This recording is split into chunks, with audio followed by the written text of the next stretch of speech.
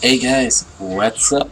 Welcome back to the channel. I am Starco, and today, guys, we are going to, talk about Cable and Alliance Battle Extreme, guys. Today we running through Blast Alliance Battle Extreme, so we're going to go with our quick guide like we usually do. Also, this video is going to be used as a reference for our no restriction, since it's basically the same gameplay, but just change the actual theme. So when you go for Blast Day, the recommended team, there's two possible teams depending on what you got. You can go with a Star-Lord lead if you have his uniform, with obviously Cable and here guys, and Coulson's here too. If you do not have Star-Lord uniform, you can go with tier 2 or tier 1 ancient one, whatever. And here it is. A little bit of change the stats a little bit, dropped a little bit, but still pretty decent, especially at tier 2 since he does have this ignore dodge stats on him. Really helpful. So the team I actually went today was Star-Lord with Cable, obviously, and Coulson. If you are running for no restriction, you want to go with She-Hulk lead, and the rest the same, like Cable and Coulson. So let's take a quick look at the stats here, guys. This is not my account, I gotta say it. This is my friend account. His cards, he has 37.5% energy attack, well, all attack plus energy attack combined. So those are really low stats for endgame. For endgame as energy attack. So most people have, most competitive people have over 45, 50, 60% energy attack. So the score we actually were able to score with this actually set up from the card was pretty amazing. Just for information, the score was 736k. It was a pretty good run too. So the stats here, you want to have your max skill cooldown, like usually maxing your defense. You want to bring that critical damage as close as 200% as you can, and then bring that critical rate to a maximum of 55%. Why 55%? Well, basically it's because of the skills you have. That's the skill that's going to give you 20% critical rate, and the cap is 75%, so that by giving us 55% cap of critical rate, well, with that skill that gives you 70%, pretty simple. Now while we're in the skill, if we go through the skill rotation is actually pretty simple, guys.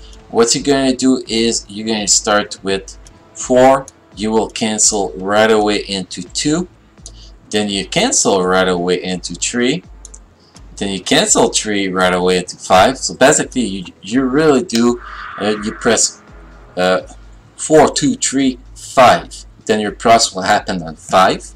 You let 5 goes until, well, if you have max skill cooldown, it's until your skill cooldown, your timer on the 5th skill is going to be about to turn to 3 seconds. Then you're going to pop your first skill to rotate a little bit around the target. Then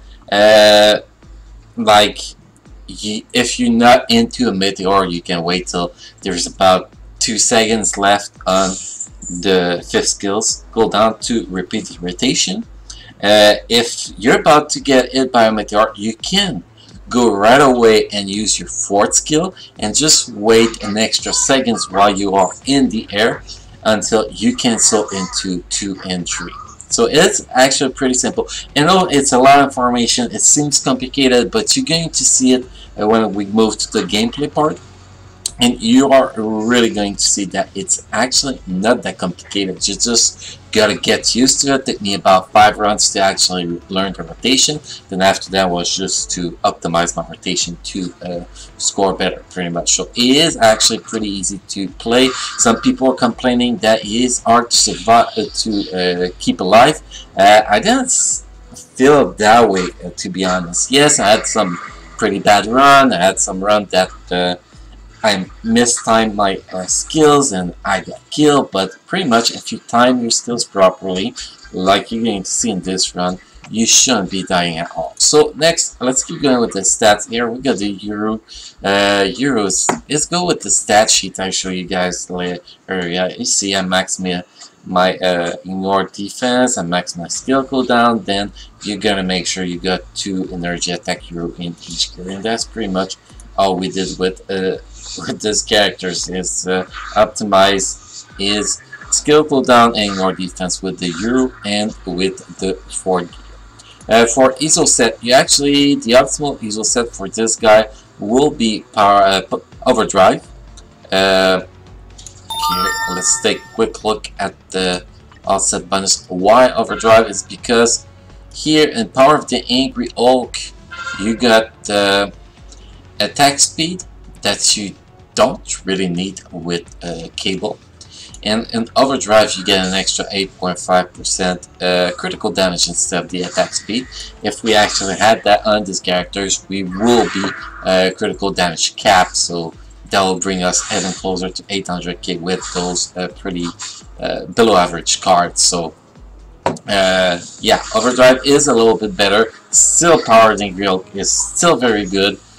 Same thing with Archives, you know, unless you want to be the #1 in the world, they don't make that much of a difference, but still a slight difference. If we look at the custom gear, you want to go, well, if you do not need the ignore defense, obviously, you want to go critical damage, critical rate, increased damage burst. That will be the optimal obelisk. But like we got here, we got critical damage and increased damage burst, and that is an amazing obelisk. It's only 180% we got here, so imagine with 200% what we could do with this guy. So that's pretty much what I gotta say about this guy. He is not that hard to actually learn how to play once you get a good grip on him and able to go with the rotation properly. It is pretty damn simple. So guys, we're going to switch to the gameplay now. I will shut up.